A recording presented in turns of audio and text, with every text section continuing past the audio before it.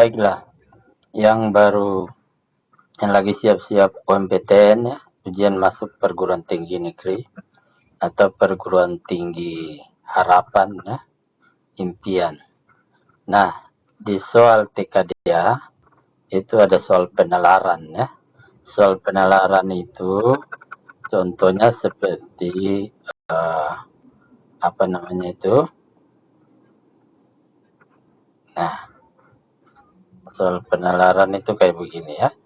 Jadi yang mau butuh latihan ya, itu langsung ke chat GPT saja, punyanya Google, lalu minta soal-soalnya di situ. Nanti dia generate. Itu ya. Jadi sampel tidak perlu cari soal di YouTube ya, karena chat GPT ini soalnya apa namanya banyak sekali ya. Anda di sini juga Anda bisa mengatur apa namanya itu soal-soal apa namanya yang Anda inginkan ya. Jadi Anda mau soalnya seperti apa, tulis saja ya. Misalnya Anda inginkan satu soal yang cukup sulit, tulis saja, berikan saya satu soal yang sulit. Nanti chat GPT buatkan soal ya. Nah, soal TKDA ini Anda bilang saja soal TPA Bappenas TKDA yang sulit ya, satu kategorinya biasa ada 5: logika analitik ya, deret angka kompleks, fungsi kuadrat atau fungsi, analogi verbal, dan operasi simbolik ya, kayak gini. Nanti ada gambar lagi, tapi ChatGPT ini tidak lama dia kalau kasih soal yang gambar. Sebaiknya nggak usah, latihan sendiri saja yang gambar. Oke, nah sekarang kita masuk ke satu soal. Misalnya di sini ada soal yang ini ya, ini logika analitik ya, ini atau penalaran logis atau silogisme ini. Oke, nah ini soalnya di sebuah proyek ada 4 orang, A, B, C, D. Jika A bekerja maka B tidak bekerja, jika B bekerja maka C tidak bekerja, jika C tidak bekerja maka D bekerja, D tidak bekerja. Oke ya. Nah, pertanyaannya siapa saja yang pasti bekerja? Nah, ini jawabannya pilihan ganda. A, orang A saja ini. Jadi A ini beda ya. A yang ini adalah jawabannya A, B, C, D, E. Sedangkan A yang di sini itu adalah orang A, B, C, D itu ya. Jadi dibedakan gitu. Nah, jawabannya bagaimana? Jawabannya ini bagaimana? Oke ya.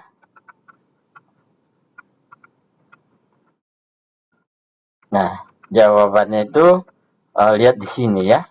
Anda menggunakan 3 langkah ini ya. 1, ya, jadi ini kita menggunakan tabel kebenaran ya. Tabel kebenaran ya. Oke. Yang belum tahu tabel kebenaran saya akan belajar saja. Ini sudah dianggap sudah paham ya. Ada 3 langkah. Jadi yang pertama itu harus tahu ya, apa itu elemen, apa itu premis, dan apa itu kesimpulan. Oke ya. Jadi langkah pertama itu Anda harus paham apa itu elemen, apa itu premises, dan apa itu kesimpulan ya. Nah, ini dibedakan, harus bisa dibedakan. Oke, jadi kalau di soal yang tadi itu yang ChatGPT punya ini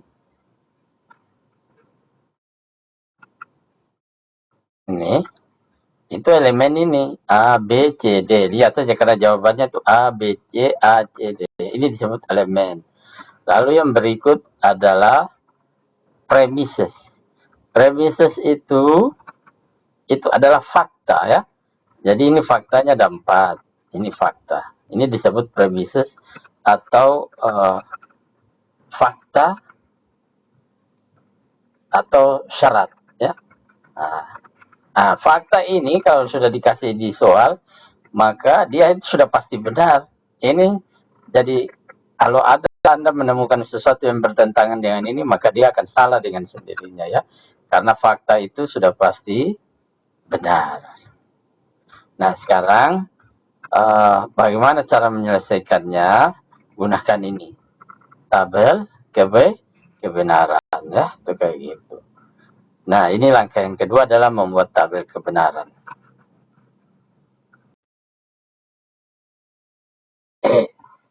Fakta itu, premises itu sesuatu yang pasti benar. Sedangkan kesimpulan ini yang biasanya dijadikan dalam pertanyaan ya.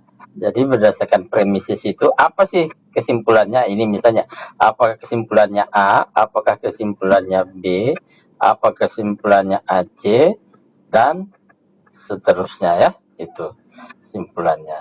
Nah, ini yang disebut dengan kesimpulan atau conclusionnya di sini. Ini diuji satu-satu, sedangkan yang ini dikerja satu kali. Jadi kalau kita mau menjawab ini, kita tes nanti ke sini. Bagaimana caranya? Kita buat dengan langkah kedua, yaitu membuat tabel kebenaran.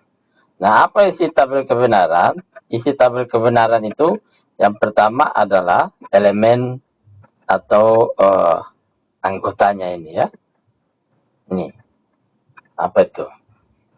Anggota di situ ya, elemen. Kalau kita bilang kalau ini himpunan pekerja, maka ada pekerja A, B, C, D, ini disebut elemen ya. Jadi kita bikin itu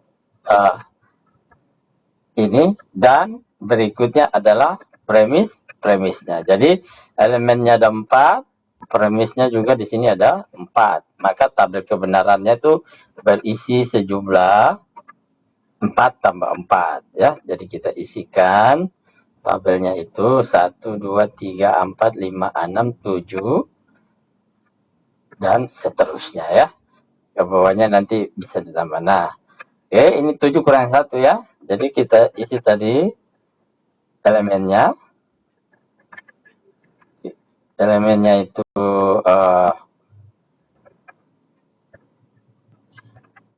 A, B, C, dan D. Sisanya adalah premisnya. Premisnya itu lihat di soal. Jika A bekerja, maka B tidak bekerja. Ini adalah implikasi. Jika A, misalnya kita tulis saja ini bekerja atau tidak. Berarti kalau di sini, misalnya A itu adalah jika A bekerja. Kalau A bekerja, maka B-nya tidak bekerja, gitu ya. Kita pakai note yang ini saja ya, yang gampang nulisnya. Kemudian elemen yang kedua adalah premisnya B bekerja, maka C bekerja. B, maka C ya, itu kayak gitu. Elemen yang ketiga adalah C tidak bekerja, maka D bekerja ya. Berarti C tidak bekerja, tidak bekerjanya C itu berarti komplementnya dari bekerjanya C, not C ya. Baru maka D bekerja. Oke. Lalu yang terakhir, yang ini ya. D tidak bekerja. Ya, ini kita kehabisan kolom, kita tambahkan kolom di sampingnya ya. Nanti ya pakai papan whiteboard langsung saja ya. Ini adalah premis yang keempat, yaitu D tidak bekerja. Jadi berarti not D. Oke, ini kayak begini. Nah, ini jadi tabel kebenaran. Sebelah sini adalah elemennya, sebelah yang di sana adalah premis atau fakta ya. Oke ya, jadi bisa ditulis apa namanya itu, tabel kebenaran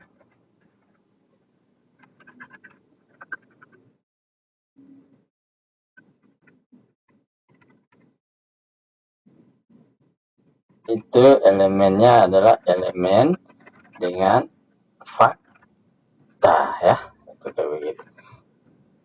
Nah, ini sampai di langkah ini. Oke, buatkan semua elemen dan premises sebagai kolom.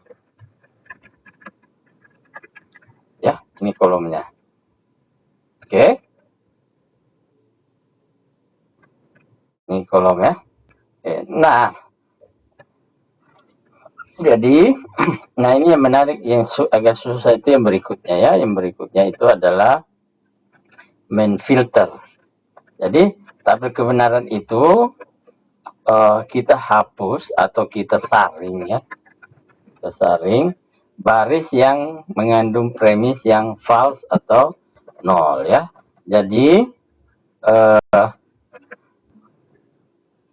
sekarang kita pakai ini dulu. Kalau false itu saya tulis dengan 0.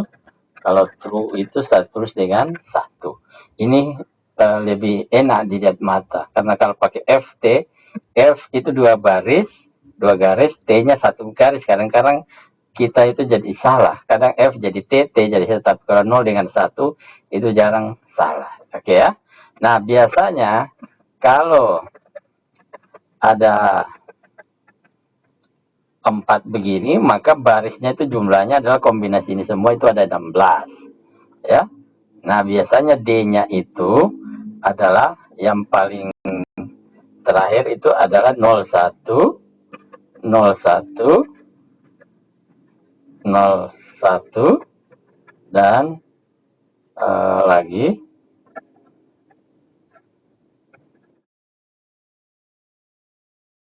0 dan 1 ya.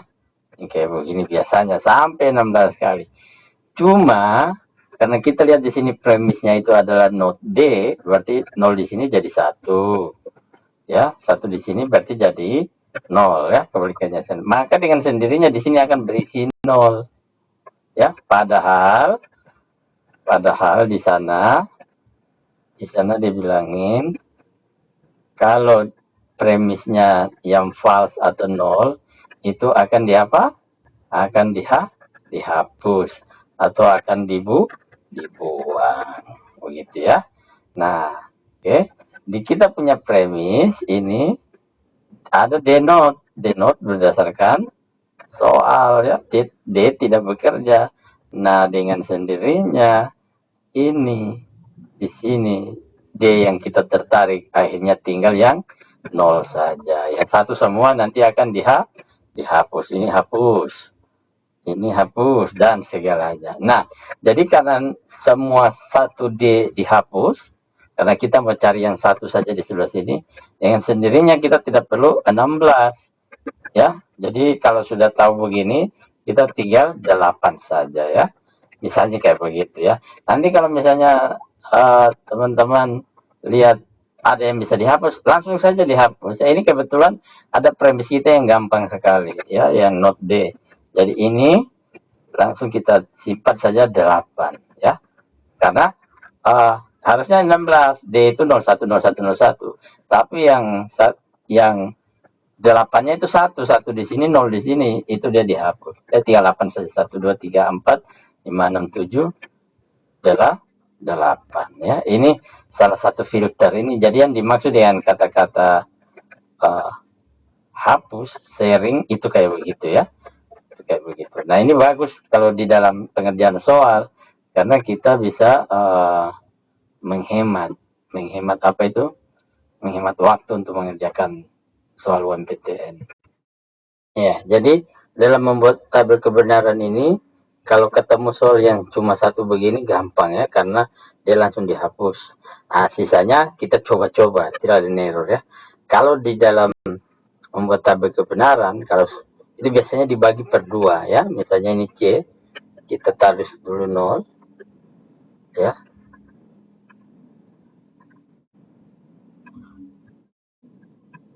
Nol satu ya, 01 dan 0 dan 1. Nah, kalau di sini dia sudah agak melambat. 00 1 1 00 dan 1 1 ya. Lalu yang berikutnya adalah 0 0 selamanya keempat kali, setengahnya seperduanya baru 1 1, dan 1. Gunanya apa? Biar semua kemungkinan ini ada ya. Jadi kalau dilihat tidak ada pun satu baris ini yang elemen barisnya itu untuk elemen A, B, C, D ya, itu tidak ada yang sama ya, kayak begitu. Nah, kemudian kita bisa membuat premis ya. Kita bisa membuat premis yaitu A menuju B not ya. Jadi yang A menuju B not ini ada 1, ini B, dan 0. Berarti ini 1 ya. Nah, kalau ini diisikan kolom ya, A menuju B not, berarti ini 1, A-nya 1, B-nya 1. A menuju 1, mohon maaf,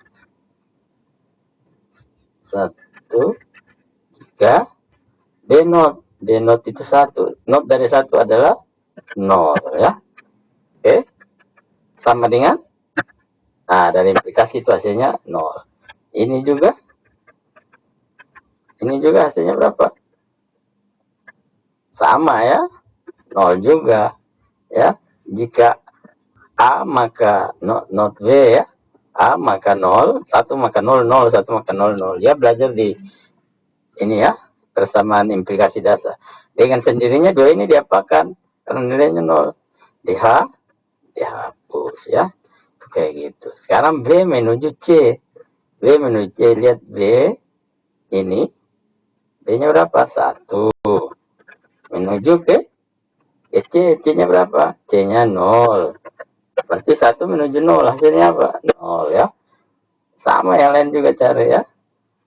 Oke, dengan sendirinya ini kita hapus. Tuh, sekarang not C. Not C ini ya menuju ke D ya. Not C berarti ini ya. Berarti not C berarti not C itu 0, berarti not C-nya 1. Maka D, ini D berarti 0. Hasilnya sama dengan 0. Lalu yang ini juga not C 1 menuju ke 0 sama dengan 0 ya. Diapain? Dihapus ya. Dihapus. Itu kayak gitu ya. Oke. Nah, sekarang premis yang ini A, premisnya tinggal berapa? Tinggal 3. Kita cuma tinggal punya 3 saja ya. Jadi dari 16 yang harus kita buat, ternyata karena kita mengikuti langkah sini, hapus, sharing, buang, yang harus dianalisa untuk soal itu tinggal 3. Inilah yang kita kerjakan ya. Ini nilainya pasti sudah 1 semua ya. Ini A not B 1 menuju 0 berarti 1 ya. 0, 1. Ini sudah 1 semua ya, 1 ya. Kalau B menuju C 0 menuju 1, 1 ya, karena implikasi itu cuma bernilai salah atau 0 ketika ini alasannya itu adalah 1 dan akibatnya adalah 0 ya. Selama itu semua bernilai 1 ya. Kita cek saja. A menuju not B. Jadi 0 menuju 1 ya. Itu. Kalau 0 pasti 1 semua ya. Tinggal yang di bawah ini yang kita cek ya. Nanti bisa dicek saja. A menuju not B. 1 menuju 1 ya 1. B menuju C. 0 menuju 1. 0 menuju kemanapun diimplikasi. Ini namanya implikasi ini Pak. Ini 1. Oke. Nah ini artinya tabel kebenarannya sudah valid 1 semua. Nah, sekarang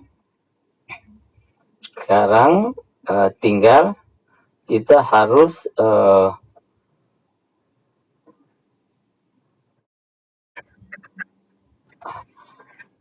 ini jadi salah ya. Ini jadi harus ya. Harus semua premis itu ini bukan tidak tapi harus. tadi kita sudah lihat harus semua premis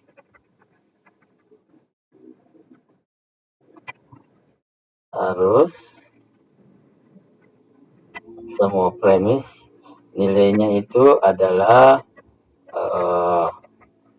satu semua ya. Nih sudah satu semua.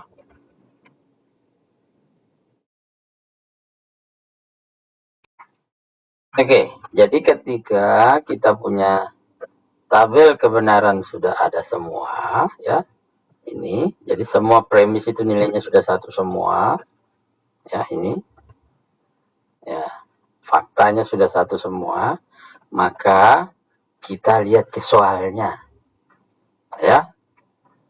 Jadi cek setiap opsi pilihan ganda ya. Ini tergantung soal, karena soalnya itu TKDA adalah pilihan ganda, kita pilihan ganda. Kalau soalnya SI nanti lain lagi ceritanya. Nah, sekarang kita lihat di pilihan gandanya itu opsinya apa. Misalnya gini, yang A saja ya. Nah,